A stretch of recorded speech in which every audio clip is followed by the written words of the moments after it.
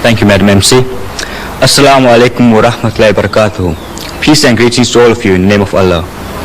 The Muslim Student Association extends a warm and cordial welcome to our guest speaker, Mr. Ahmed Deedat, the staff and students of Natal Computer College. Mr. Deedat will be discussing the topic, the Quran and the computer. After his talk, students will be given the opportunity to ask Mr. Deedat any questions. Please feel free to ask him any questions whatsoever. Mr. Deedat.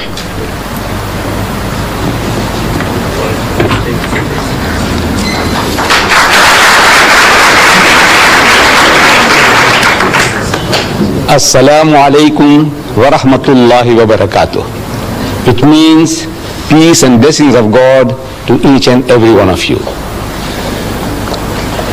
I feel privileged to come to speak to your computer college, and the subject that I have chosen is the Quran and the computer. Naturally, you are inquisitive, wanting to know that this book of Islam, the Holy Quran, which was revealed 1,400 years ago, did it have anything to say about the computer? Mr. Deedat, you ask, how do you fit in the Quran with the computer? I said, you see, for a long time I myself didn't see it. I have been reading the Quran in a translation form like this one, the Arabic text with the translation, and I have been reading verses and they gave me some faint idea, but I didn't have a very clear picture until about 1975. How did it come about that I can see this relationship between the Quran and the computer? In 1975, I get a phone call from Zambia telling me that 8 tickets are waiting for me at the South African Airways. I must go and pick them up to visit Zambia on a lecture tour. So I rushed down to the center in Aliwal Street and Smith Street corner, South African Airways, and I go to the man at the reception and I tell him that I have had a phone call from Lusaka, Zambia, telling me that an air ticket is waiting for me. I have come to pick it up. And I know what I was expecting. I was expecting a booklet, coupons. You know what air tickets look like? Those coupons. So I was expecting such a thing like that. So I asked him that, look, I have come for it. So he tells me, he said, see one of these ladies. About a dozen of them were seated in a semicircular form with those terminals, visual terminals. So, see one of these ladies there. How can you see one of those ladies? To me, only one person out of the lot might have my tickets. I know what tickets look like. So I'm asking him, which one? So the way the guy flays his hands, and he tells me, like any one of them. So look, I'm speaking so nicely to the man. Why should he be so impolite? Is it because he's a white man and I'm an Indian? But I had no alternative. The way he directed me, I had to go. The first lady I saw was doing nothing. She was sitting at the terminal. I go up to her. I said, excuse me, madam, I have had a phone call from Lusaka and they tell me that there is an air ticket waiting for me. I have come to pick it up. She asked me, what's your name? So I tell her, my name is Ahmed Deedat. She says, spell it.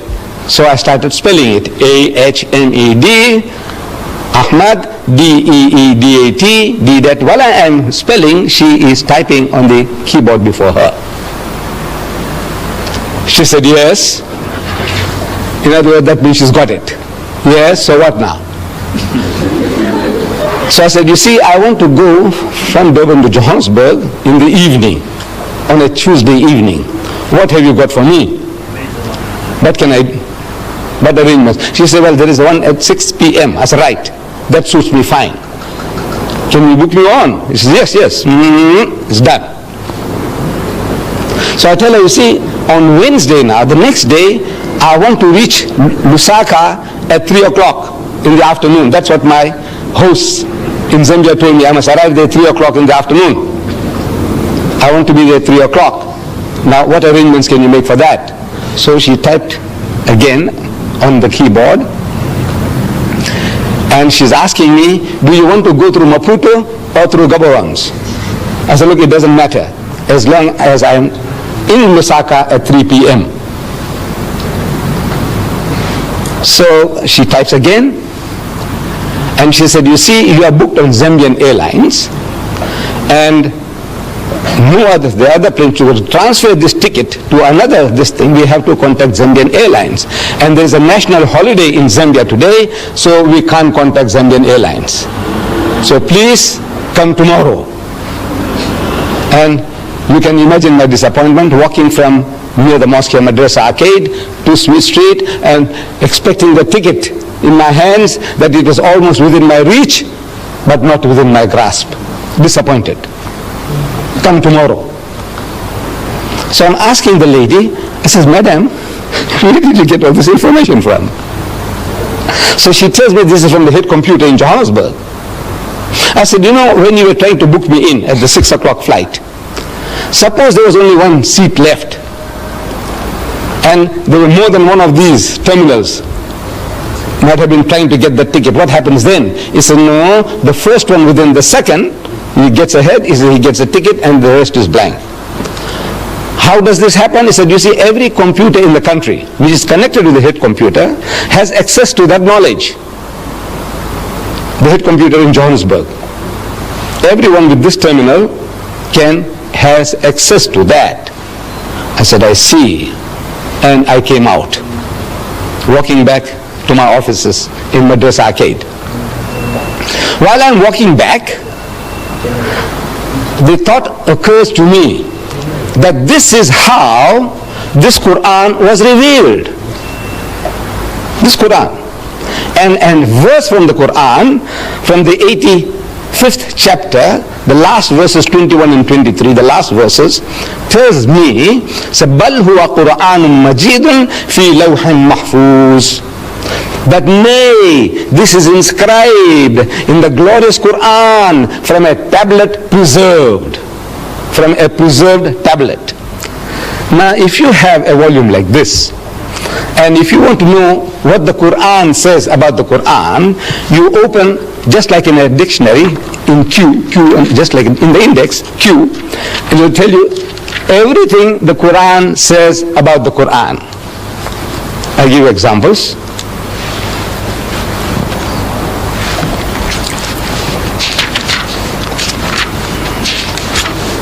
Quran. The divisions of the Quran, how it's divided into chapters and verses. Inspired message cannot be produced by other than divine agency. Verses, fundamental and allegorical, these are different topics. God is witness to the Quran. God's revelation, the Quran. Follow it and do right, the Quran. Respect and attention due to it. Book of wisdom, the Quran. It's in Arabic, the Quran. Described, and on and on and on. What does the Quran say about the Quran? The last subject in this index on the on the Quran, it says the tablet preserved. The tablet, this, when you have it, you'll be able to see it with your own eyes. It says tablet preserved, chapter 85, verses 21, 22. I read it to you. So the picture comes to me, this is how it happened. See, the whole picture comes along, the history of Muhammad, that he was in Medina, I have been reading, and a Christian deputation had come from Najran, an outskirt of Yemen. They had heard that another Arab now, he's claiming to be in communion with God, he's claiming to be a prophet. So these Christians, they said, let's go and see this another Arab, and we will question him, cross-examine him, want you to know what does he know about religion. So they come to Medina, and they are housed in the mosque of the Prophet. They sleep in the mosque, they eat in the mosque, and they have a dialogue in the mosque for 3 days and 3 nights. It's going on. During the course of that discussion, the spokesman for the Christian is posing the question, among so many other things. He said, all right, now tell us, O Muhammad, what is your concept of God? And Muhammad, according to tradition, he doesn't just start answering. He, so to say, presses his spiritual buttons. There were no buttons to press. But I said, so to say, he presses his spiritual buttons, trying to commune with God. He said, oh my Lord, what shall I say? What shall I say? He could have made a case, like we do. At times when we are asked questions, we have no ready answers, so what do? We beat around the bush. We fumble to gather our thoughts. You see, it's like this, and it's like that, and so on. While we are talking, while we are trying to share, our thoughts are coming into focus. That's what we do. If I were to ask you, my children, what is 6 times 6? Immediate answer. I take it. 36. 6 6 36. I say, what is 12 times 12? You say 144. Because you have a ready answer. But if you didn't have a ready answer, what do? You say, well, you see, 6 times 6, you take 6 and you put 6 times 6, 6, 6, and then we add, and 6 and 6 is 12, and 6 is 18. And you are fumbling for the answer, but you will get it, but you fumble for it. That's how what we normally do. Muhammad doesn't do that. He could have said, you see, our concept of God is almost identical to yours. You see, you believe in the God of Abraham and the God of Moses and the God of... He said, well, we also believe... This is how we all talk. That's how we talk. Not so Muhammad. He's asked a question and he must get it from the highest authority, from the head computer. So what he does, he presses spiritual buttons and comes the answer through his mouth. He is the end terminal. Every prophet of God is an end terminal of that head computer, the knowledge of God. If you are that, you have access to that computer, the head computer, and you have a problem and you commune, say, oh my Lord, what shall I say? He said, tell them, Moses was told, tell them, thou shalt not commit adultery, thou shalt not covet thy neighbor's wife, thou shalt not steal, thou shalt not kill. So he's telling them, from the head computer, whatever knowledge is given, the prophet of God, the man of God, he articulates them. So he wants to know, what shall I say? Comes the answer. You will see it in the 112th chapter of the Quran. Amazing. You open the chapter, it begins. Qul huwa Allahu ahad. Say, he is God the one and only. Allahu samad, God the eternal absolute. Lam yalid wa lam yulad. He does not beget and is not begotten. Wa lam yakun lahu kufuwan ahad. And there's nothing like unto him. Finish. Whole chapter is finished. 4 verses. And back to normal. He said, you see, this is our concept of God. When he spoke, while he was speaking, the normal discussion was on a different level of speech. Now, when he's uttering those words, he's on a different level. قل هو الله أحد الله الصمد لم يلد ولم يولد ولم يكن له كفوا أحد. And back to normal. He said, you see, this is our... Where did he get it from? He's asking. Oh my Lord. Nobody heard him. Nobody heard him say that. But he's asking, what shall I say? Comes the answer. I want you to see it in this book. It starts, say, he is God the one and only. So why say? A chapter begins, say, he is God the one and only. Why say? Because asked, what shall I say? Comes the answer, say, he is God the one and only. Now, this is how every verse of the Quran was revealed to the Holy Prophet Muhammad according to his needs from the head computer. He is the end terminal. As I said and I repeat, every prophet of God, every true messenger of God is that end terminal. We are not. We haven't got that facility to make a direct contact with the head computer. Now this preserved tablet, what is a tablet? To me, that screen is a tablet, a visual screen. Your blackboard is a tablet. Your whiteboard or your green board, on which you write, is a tablet. Your computer chip is a tablet. The tablet of stone on which Moses wrote the 10 Commandments is a tablet. Now this tablet that God is talking about is not made of metal or stone or the silicone chip. It is a spiritual tablet, a spiritual knowledge. It is not material. Now what do you want to know? What else do you want to know? This is some aspect of what the Quran says about the Quran. What do you want to know about the Muslims and about Islam? Everything is in this book. The easiest way to have access to this knowledge about the Muslim is the book. We ourselves, we might be confused. The Muslim can be confused on so many things. But if you want to know authoritatively, what does your book of authority, the Quran, say? So you go to the Quran. So if you open the index, some of the subjects, I just give you a quick glance at some of the subjects. This book, claiming to be from God, naturally it must tell us everything about God that we can know. So, under G, look for God. There are more than 140 different references that you have access to from here, from this book, from this index. God. He is your protector. Chapter 2, verses 257 and onwards. He is the creator of all. He is most bountiful. He is merciful. He is most kind. He is beneficent. He is the orphan's shelter. He is the wanderer's guide. The guy who's wandering around, he is a guide to him. He satisfies your needs. God present everywhere. He is unity.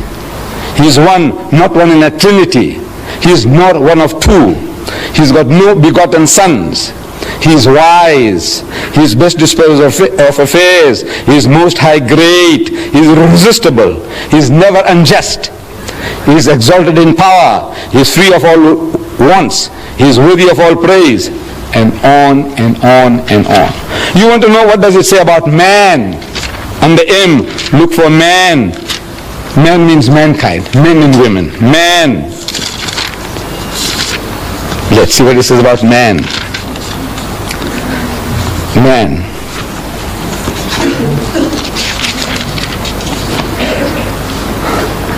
He is tested by God.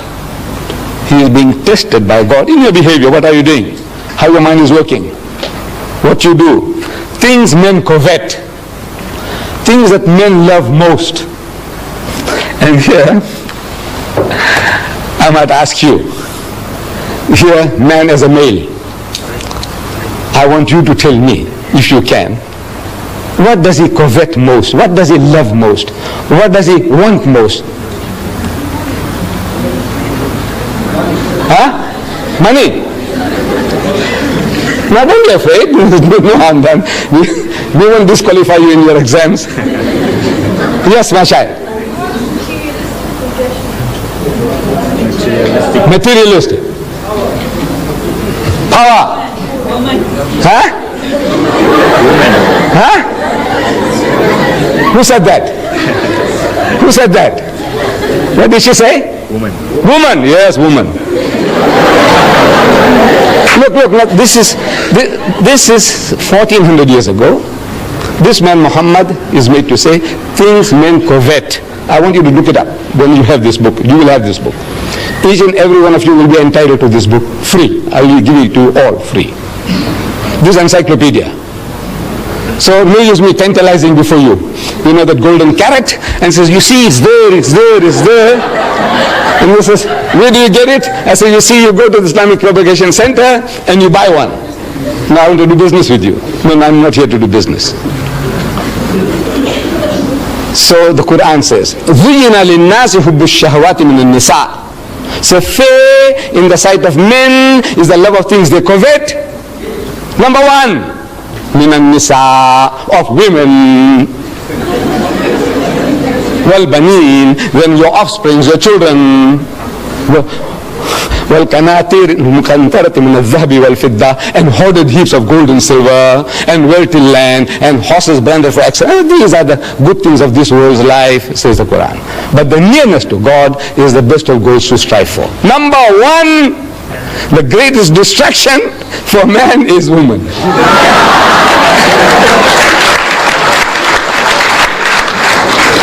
And I'm telling the Westerner, you see, because the Westerner, he knows this better than us. The Westerner, he knows this. See, he exploits this weakness of man to the limit. Lucien Motors in Smith Street, Durban, they advertise second-hand trucks.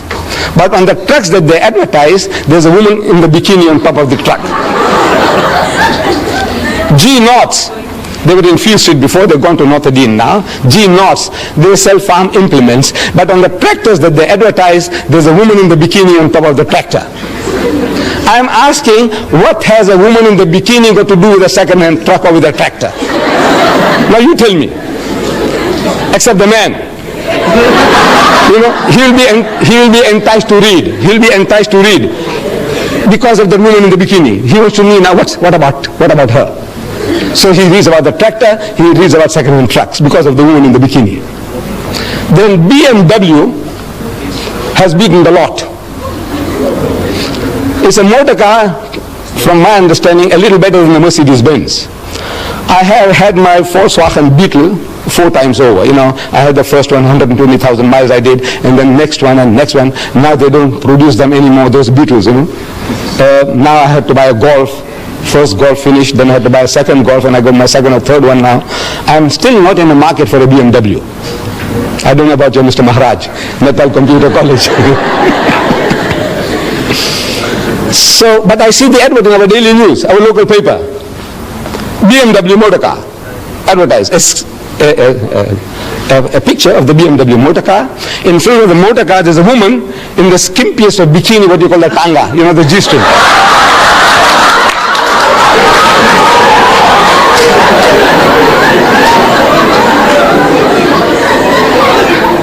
And in front of the motor car, this woman is standing, you know, in a lustful, enticing pose.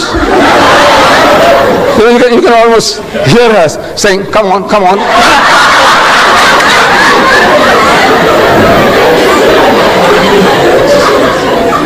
And it is written at the bottom, test drive her now. Who? The woman of the car. Who? Now you see what? I said I'm not in the market for it, but I had to read it. I had to read it. You blame me? I'm 73. Sorry, I've taken you off. Things men covet. You see it there. He's ungrateful. The ungrateful rich man. He is ever ungrateful. Leave out one to another. You know, we do some little favors for one another and we expect some kind of gratitude. Fidelity, faithfulness. One of our South African poets, he describes it very beautifully, the ingratitude of man. He says fidelity, faithfulness, is said to be a human attribute which makes a modern gentleman distinguished from the brute. But that supreme fidelity, inborn in every hound, in every dog, which is the mark of man's best friend, in man is rarely found. This faithfulness, gratitude, the dog shows it. But mankind in general, the most ungrateful of people, one to another and to our Maker. If you are not grateful to our Creator, what is man to man? What? I give you this book, and I expect you to be, every time you say, Mr. Deedat, thank you very much, for that book. I expect that from you? No, I don't expect it. I shouldn't expect, because if I expect that, I'll be disappointed in mankind. I won't do anybody any good at any time. So look, these are all ungrateful riches. Let them go to hell. I said, no, that's not my job to send people to hell. I said, no, I must do my best. I don't expect any reward from anybody at any time. He's ungrateful. He is given to hasty deeds. Everything he does in a hurry, and then he regrets afterwards. And on and on and on. What do you want to know? You want to know about Jesus, open J. Everything about Jesus. You want to know about Moses, everything about Moses. You want to know about marriage in Islam, and the M. You want to know about divorce in Islam, and the D. What do you want to know? Everything on your fingertips. Now this book is yours. There's no bluff. You see, the only thing you have to do is collect these cards. These cards will be given out to you at the end of the talk. Each and every one is entitled to have a card. Only one, please. This card, you take it to 124 Queen Street, opposite the mosque in Queen Street. There's our Islamic television there in the window. Next door there is our shop there, also Islamic Vision, 124, 126, the address is given here. You go and present this, that's all. You give this card and they give you a book, this encyclopedia of 2,000 pages. How much? How much? Free. The only thing you have to do is take this little amount of trouble to go and give the card to get your book. Give your card, get your book. Now, what you do, suppose you take this card and before you go out, somebody tells you, man, you will get caught with this book. This book is going to capture your mind. It's going to enslave your mind. And if you get terrified, what you do? Tear it and throw it away. There's one book gone. Just tear it and throw it away. But you owe it to yourself. You owe it to yourself. There are in the world today 1,000 million Muslims. Just from the point of view of knowing how their minds are working, just from that point alone, you want to know what does his book say about what and what and what. The guy, the Muslim fellow who comes, you make an appointment, and the guy turns up late.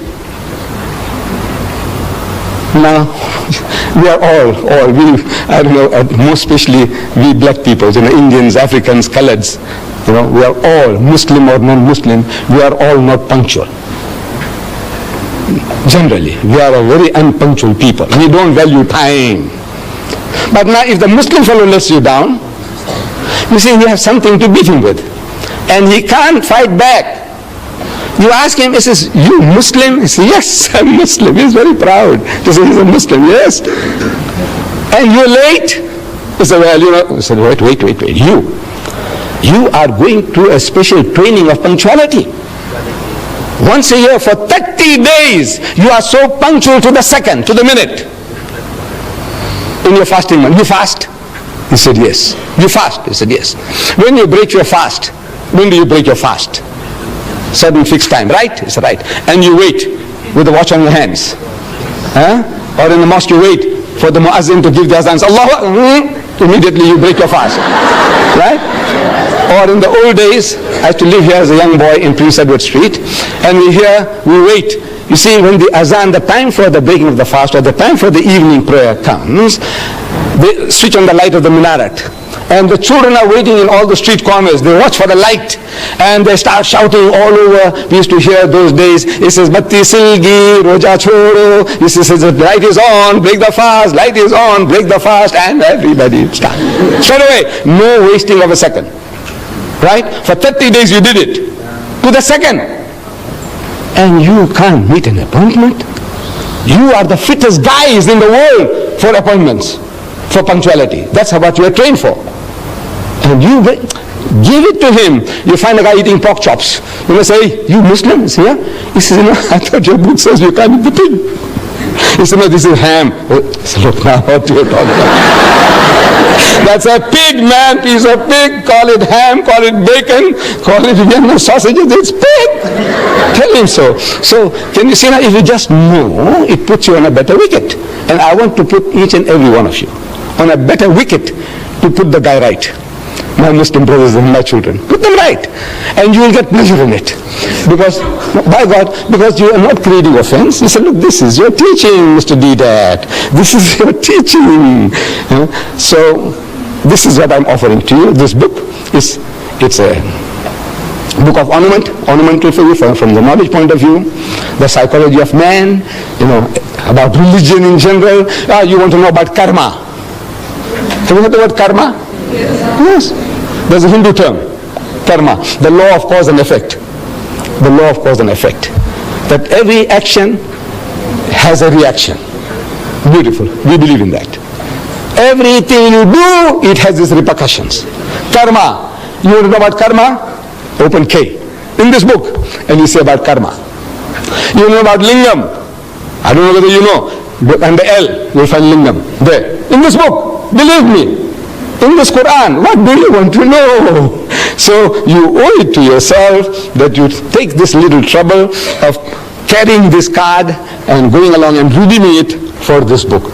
absolutely free of charge. Now, my dear children, Mr. Chairman and the lady here, I leave myself open to questions, any questions. You can ask any questions. Even criticism will be welcome. I assure you, my children. This old man can take it. I am yours. Yeah.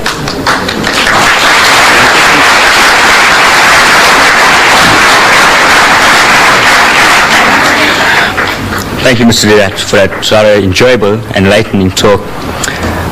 Please feel free to ask Mr. Deedat any questions whatsoever.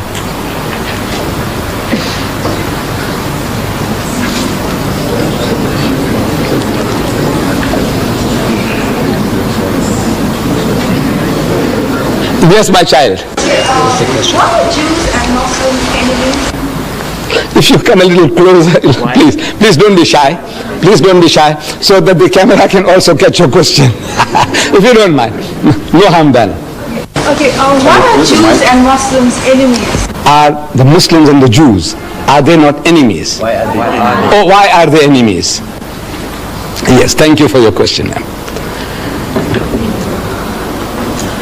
Now, we as Muslims and Jews, or Muslims and Christians, or Muslims and Hindus, we are not enemies to one another. But we are at war. The Jews and the Muslims are at war. What are they fighting about?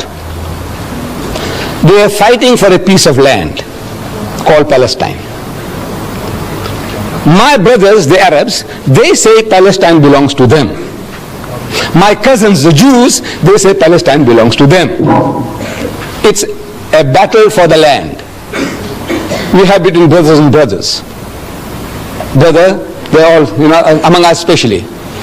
Father dies, and you find that this estate can't be settled. They must go to court. They must go to court.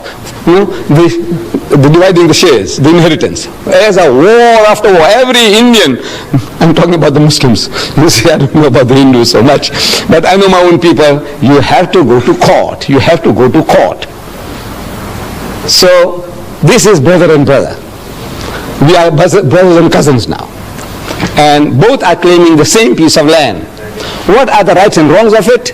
Now that is something that we can discuss. We can talk. For example, I'm talking to the Jews. I say, come and talk to me. I'm talking to the Jews. I've spoken to the University of Cape Town.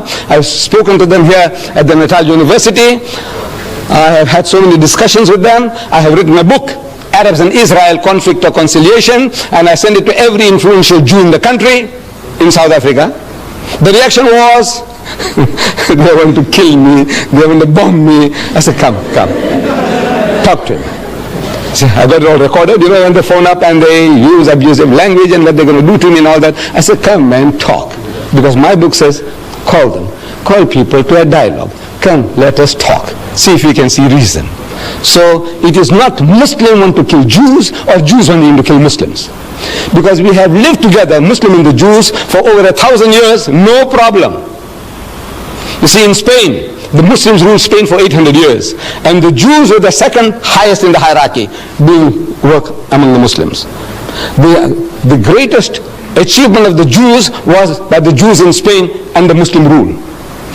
And for 1,000 years, when the Christians were persecuting the Jews, and when they ran for shelter, protection, refuge, they went to Muslim lands. And every Muslim country accepted them with open arms. Sa'ahlan wa sahlan. It's a family and plain.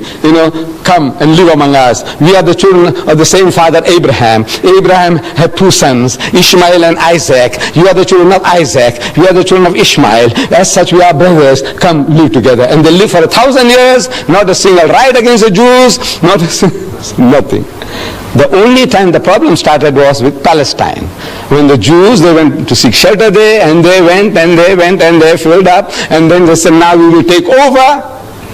For the first time the Muslim wakes up to the reality. He says, now everything, this guy is going to take it over. Inch by inch, the guy's got in. Now he's got the backing of the Western nations, and he's technologically more advanced than the poor Palestinians. Illiterate, ignorant people, and he says, now these are easy meat for them. So now they wake up, he says, no man, this is not right. So this conflict from 1918 onwards, prior to that, no problems between the Muslims and the Jews. Any other question? Yes, my son. What's your opinion on the satanic verses? Well, as the word says, satanic. The guy is satanic. The guy who wrote the satanic verses is satanic. You see, the trouble is that bulk of the people, nobody has really read the book. In the Royal Albert Hall, I went and spoke about that book of Rushdie. 6,000 people. And I made the chairman to read the introduction. There's a poetic introduction, a quotation by Daniel Defoe, some literary man, his quotation about the devil. So I made the chairman to read it from the satanic verses. And the chairman read it and is asking 6,000 people, anybody at any time has read this? Or you have seen it anywhere, or you read anywhere?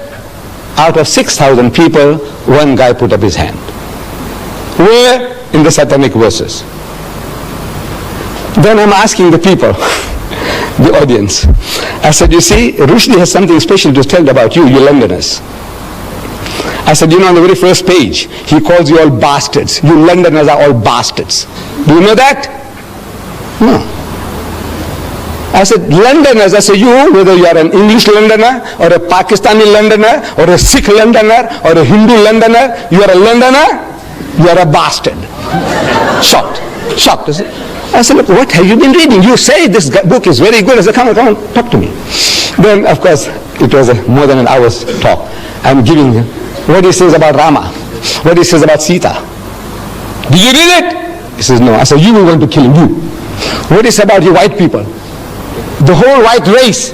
It says white women, no mine, fat, Jewish or non-differential. White women, I can't say. There are other words. What they are good for. I can't. But I said, now you talk to me.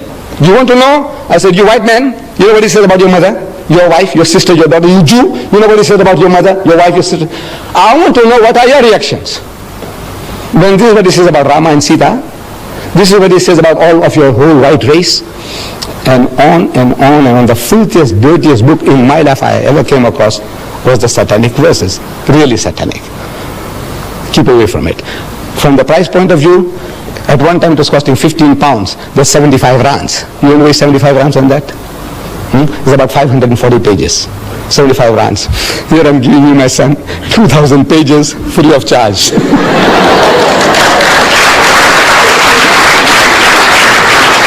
Yes. Just a while ago, you told me that Allah is very merciful and very merciful. Now, I know someone rushed you or terribly wrong, but anyway, we're living in the modern times now, and we have freedom of speech, freedom of writing. But that's besides the point. If Allah is merciful, who are we, the people, to report judgment of Rushdie? Because, you see, we didn't create Rushdie. He was created by God himself. Right? And who are we to formulate opinions and impose death sentences upon him when we have God himself to decide? Now, if Allah is merciful, why can't we be merciful? Beautiful. Beautiful. I'm an atheist student, right? And my scriptures teach you to be obedient, merciful, and sympathetic to whoever you meet. Now, we must sympathize with Rushdie. We understand he has a problem, but we're not in a position to impose death sentences upon him as a late Ayatollah Khomeini did. Now, I appeal to the Muslim people and Muslims in general to forgive Rushdie and give him a break and allow him to apologize and take back his case.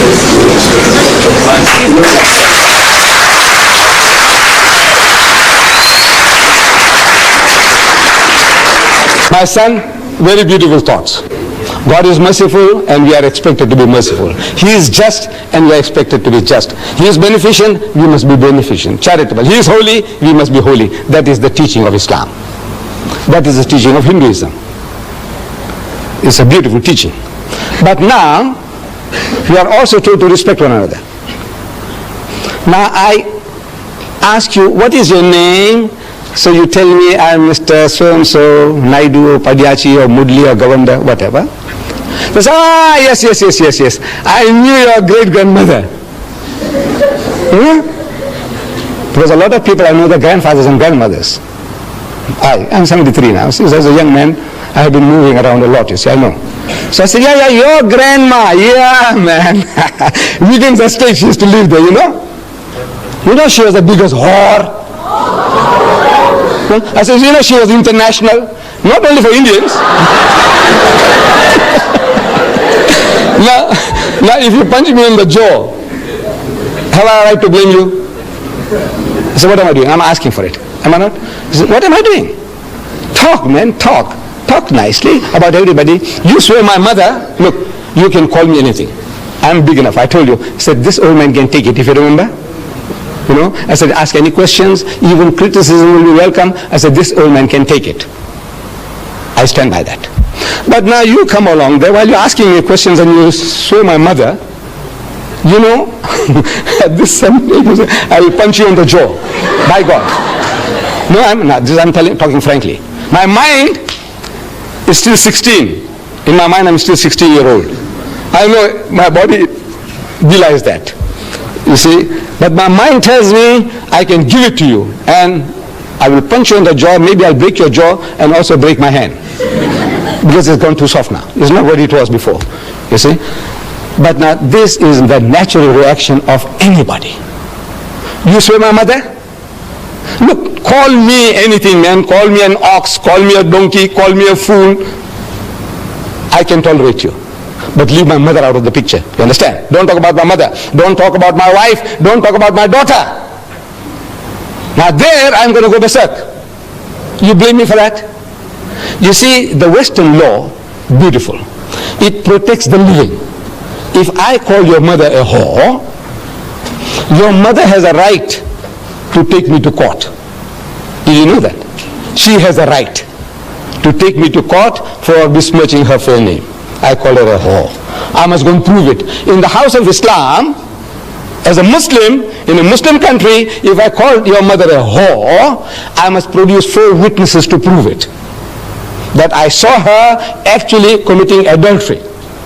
Not one, I saw another 3 witnesses. We all are eyewitnesses. And all the witnesses, you know, if they have to come to testify against your mom, they'll have to be consistent in their evidence and the cross-examination. If one of them fails, all the 4 will get 80 lashes each. You besmirch the fair name of a lady? Now, that is Islamic law, Western law, law of defamation. You say something about a living person, that person has a right to take you to court. That you know. But you see, Western law doesn't protect the dead. Your mother is dead, and I call her a whore. And I'm a big bully. I have a big gang behind me. I say, go on, do what you like. What can you do? What can you do? Nothing. You're helpless. Because the law doesn't protect. They say, look, then now we must bring your mother out of the grave to come and say, look, I was not a whore, which we can't do. So the stigma sticks. So that guy, I have no right to forgive. If somebody saw your mother, or I saw your mother, these people have no right to forgive me. Your mother has a right. If she's living, she has a right to forgive me. You forgive me, your brothers and sisters forgive me, your father forgives me, your mother forgives me. But if your mother is dead, if she's dead, I get away with it. So this is the law why the man says, now you say something about my mother which is blasphemous, and the law of blasphemy in the house of Islam is death. Yes, anybody else? Yes, my son. Just one second. Let's give that young man a chance first. We'll come back to you. Yes, my son. What, do you believe in Satan? Yes, that there is a power, satanic powers. I do believe. Yeah. How come only Satanists? How come they only oppose the Christian religion and not the Islamic religion? Maybe they have nothing to chew on. You see, the satanic people, what do you say? There's a cult. Is that what they are attacking the Christians, you say? Right, because they come from Christian background. Sit down, my son. You see, they come from a Christian origin. All the Satanists, they were not Hindus before they became Satanists. They were not Muslims before they became Satanists. What were they? The background, Christianity. So in other words, they come from that background. They know more about their background, so they attack that background. I think that is the answer. Why would they want to attack the Christians and not the Hindus, not the Buddhists, not the Muslims? Why? I said, no, they have no knowledge about Buddhism, Hinduism, Islam. They have no knowledge, but they have knowledge about Christianity, so they can play on that. I think that is the reason. Yes, my son, you had something. Why do the Muslims wear a hood? Why do they wear a topi or whatever you want to call it? This is, from the religious point of view, in our relationships with God, it's not a necessity. This is not a necessity. But in society, we need an identity. Suppose I meet you in the street, I might think that maybe he's a Tamilian, and if I knew how to say good morning to you in Tamil, I would have said it. Otherwise, now I'm at a loss. That the other guy, like me, who looks like me, the Banya, they are my cousins. You see, we are the same race. Banyas and me, I am a Gujarati Muslim. The Banyas are Gujarati Hindus. In our complexions, we are the same. The Banya Hindu and the Banya Muslim is the same. We also have the same surnames, if you know. Muslim Patel, Banya Patel. Muslim Desai, Banya Desai. Muslim Bhula, Banya Bhula. I'm sure you have come across. Right. So what is all this? No, actually we are one people. Now when I see the man in Grey Street, I'm telling you, frankly, I pass the people in Grey Street and a lot of people, they smile at me. Now I don't know whether the guy is a Banya Hindu or a Banya Muslim. I don't know. So I also smile. Because I can't make out. Because I keep on seeing them, the face becomes familiar, as if I know the guy. But now what shall I say? Shall I say Namaste? Shall I say Ram Ram? Shall I say Assalamu Alaikum? I said, what shall I say? So because I'm not sure, I also give a big smile. Now in the West, my people now, because of this problem, they start saying hi, you know, you're 100% okay, you know, hi, you can't say salam babu, salam bhaiya, or you can't say, you say hi becomes universal. So we wouldn't like to lose our culture and tradition. I like to wish you, my son, whether you are an African Muslim, I say assalamu alaikum. If I see you are an Indian, I say assalamu alaikum. Anybody, I go to China, I see somebody, I say assalamu alaikum. And that's an open door for us. So as soon as I say assalamu alaikum, I go to a strange place, Hong Kong. I've been there, Hong Kong, Singapore. And you see anybody say assalamu alaikum, I says, you know, I come from South Africa. I would, where is the mosque? I say, come, I will take you. Otherwise, I'm asking, excuse me, where's the mosque? So what's that? I don't know, I'm like a fish. If I recognize somebody, immediately I say, assalamu alaikum, and his heart and home are open for me. It's like an open sesame, you know, this headgear. So I said, now, for the purpose of recognition that I may wish people, I want my children and my people to have an identity. That, you know, we can wish you assalamu alaikum, say wa alaikum salam, and immediately it's a bond is created, immediately. I give an example in the tubes in London. I've been sitting so many times. A man across from me, you know, sitting face to face in the train, in the tubes. And you dare not open your mouth. You don't know how to start. Because it's, excuse me, when you come, look, among us, it's so easy. By God, it's so easy. If I say, assalamu alaikum wa rahmatullah, so where you come from? So he tells me, I come from South Africa. He says, I come from South Africa. I say, where? Where from South Africa? He says, Durban. I said, what do you mean Durban? I come from Durban and I haven't seen you. He said, no, I live here in Springfield like this, like that. Immediate bond. Where you come from? I said, Pakistan. I said, you know, I was also in Pakistan for 3 years. You know, I was in, bond, immediate bond. But now, the other guy, because they're not used to that, as soon as I ask, he says, where you come from? He said, well, that's your business. He said, your business. The other guy, I can ask him immediately our culture. He said, are you married? This young fellow here. He said, no. I said, well, what's wrong with you? Huh? Come on, I'll show you, there's Mr. Deedat's daughter. No, this is our culture. Are you married? Yes. And the children? Look, this is to us like we are all open book to everybody.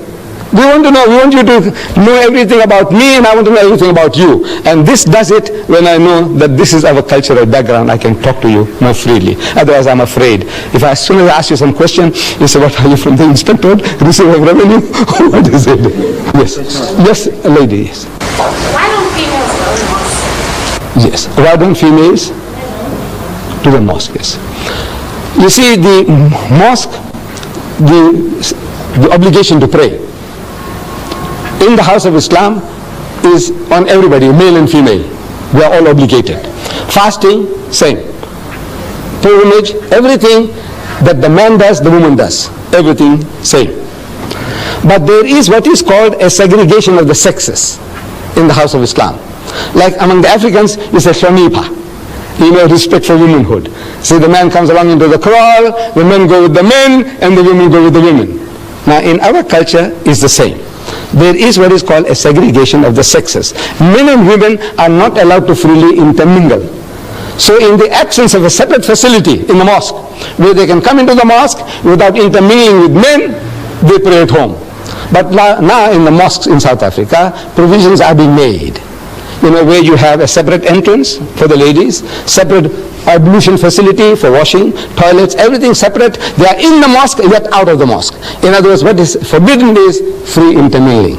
In the house of Islam, means in our teaching, no Muslim man has a right to be alone with a woman who is not his mother or wife or sister or daughter.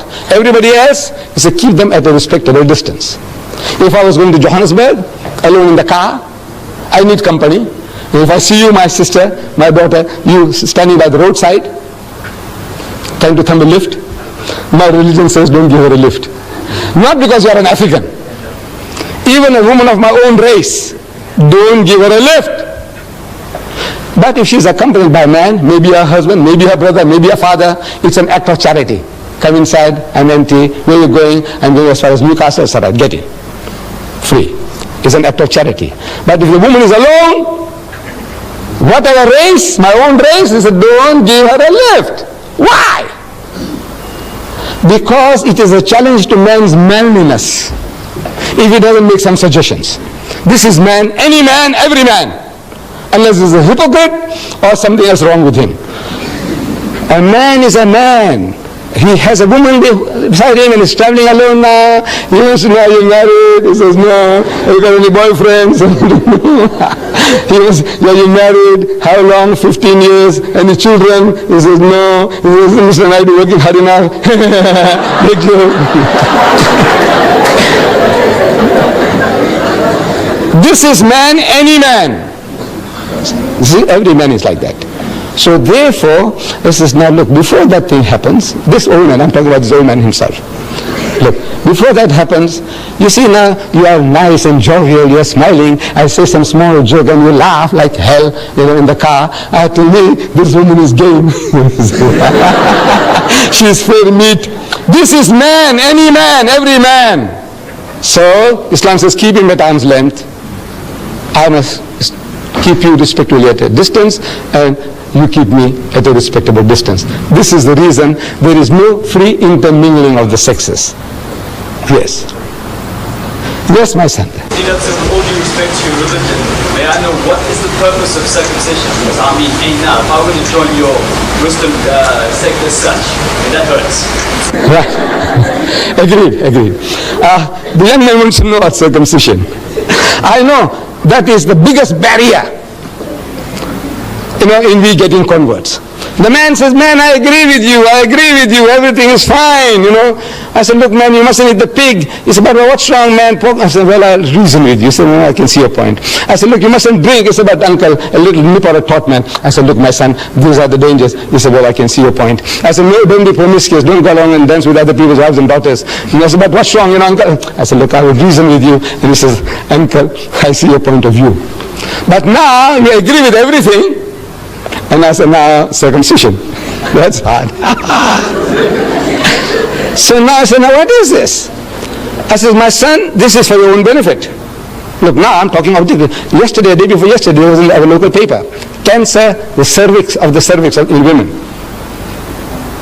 which is a killer among women. Cancer of the womb is a killer of women. 85% of all women who suffer from cancer of the womb are wives of uncircumcised husbands. Problem. I went to the R.K. Khan hospital some years ago. I had a problem. And I'm sleeping there on the bed. So this is our culture. See, say you, what are you here for? What are you here for? What's your problem? What's your name, Mr. Reddy? So he tells me, I say, uncle, it's, It's like this, like that. And what? He says, problem with the foreskin, circumcision. Next to me is a young boy, schoolboy. I said, what's wrong with you? He said, no, nothing wrong with me. I said, no. I want to know what brings you here. Why are you here? So he says, you see, uncle, difficult. So he's telling me, actually he's got constriction. He must be circumcised. He's also ready. Look, no insults upon the reddy. There are reddies here, so many. It's just coincidental that the guy next to the wall was a reddy, grown-up man. This guy was a reddy. Across the aisle, Hindustani gentleman, about 50 years and more. So I go up to him. I said, Bhaiya, what brings you here? Why are you here? So again, he's in turmoil, he's in torture. He's trying to tell me. He's got a problem. He must be circumcised, otherwise the skin has come in the way. I said, I'm telling you nurses. Look, you see, as you see me, I enjoy talking. So I say, your husband, is he circumcised? He said, no. Your husband, is he circumcised? He says, no. I say, hey, you got a problem. I said, tell them all to be circumcised. Not for religious reasons. I said, as much as we are vaccinated, for what? Our government tells us, according to the health regulations, that if you're vaccinated, there's less likelihood of you getting smallpox and this and that.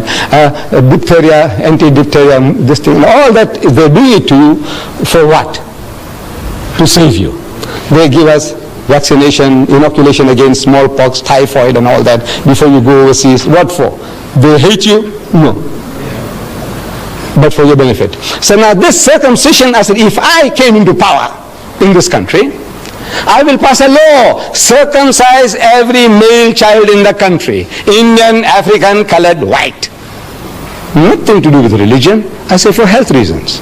I say 85% of my children, my daughters, who are married to uncircumcised husbands, they are suffering from cancer of the womb, a killer disease among women. I say just to save that, there are so many other philosophical aspects. You come and see me and I will give you further details which I can't share with you here.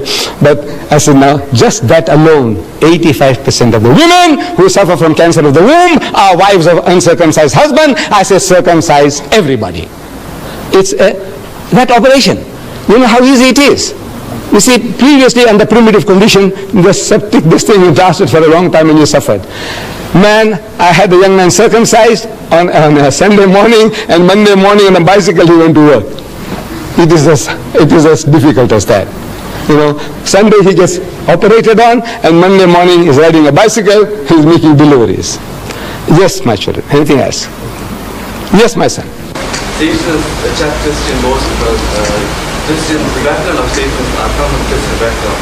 But wouldn't you state, looking at the Bible, that the reason why Christians are attacked is because of the conflict between God and Satan and the ultimate prophecy of the ultimate defeat of Satan by God, which is shown in the Bible. I didn't hear the detail of your question, but I think it's again about God and Satan. I think if you come a little closer, please. I'm sorry. I can't hear too well from that distance. Yes.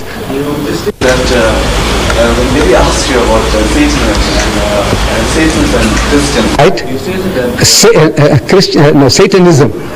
Satanism and Christians. You told me that the Christians are attacked mostly by Satan. You said that Christians, that Satan is, the background is from Christians. But looking at the Bible, wouldn't you state that the more, the reason which it seems better looking at the Bible is that God and Satan always were conflicting with each other, and there was prophecy that Satan would be ultimately defeated by God.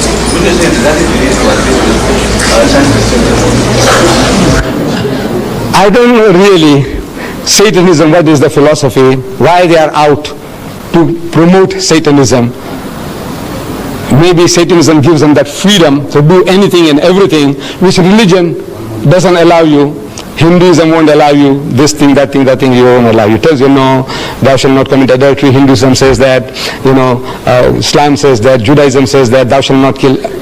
We have certain common denominators. But now, as soon as the person starts straight-jacketing you, as a Hindu, as a Muslim, you want to be free to do what you like. You want to behave like an animal. You want to behave like a pig. People want to behave like pigs.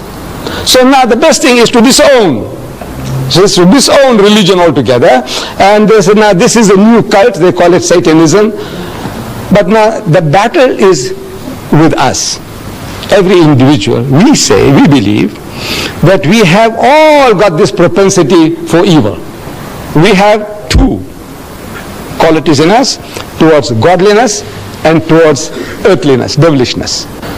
So the battle is on in all of us, everyone.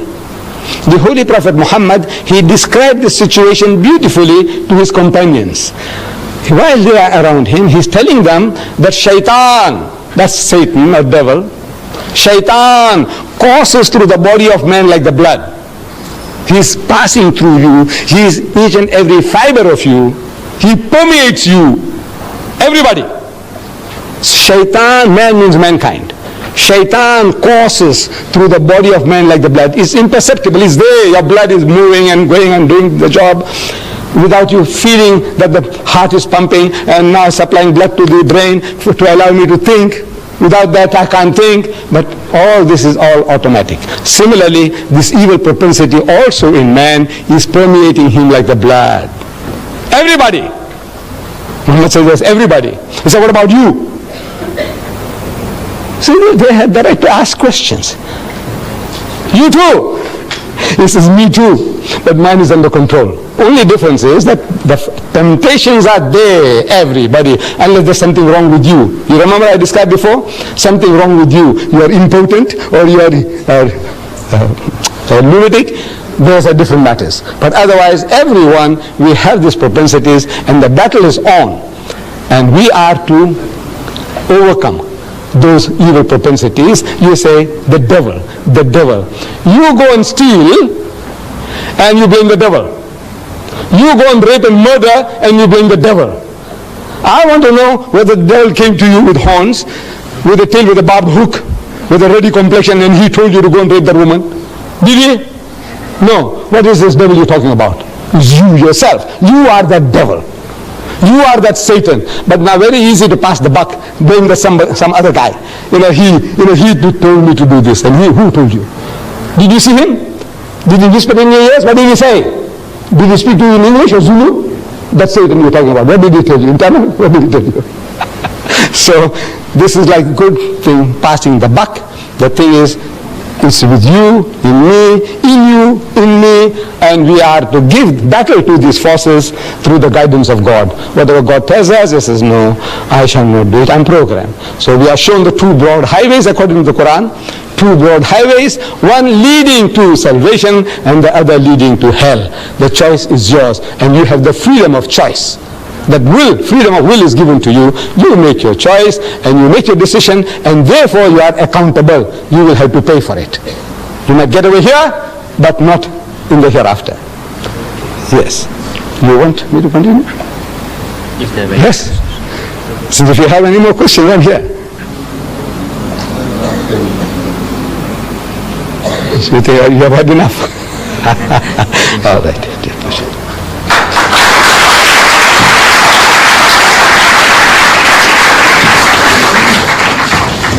Thank you for your questions. That brings us to the end of our presentation. And once again, to our guest speaker, Mr. Ahmed Deedat, thank you very much.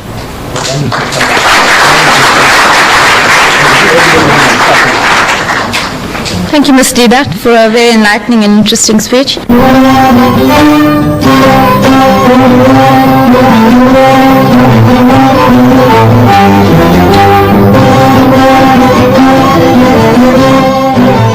Just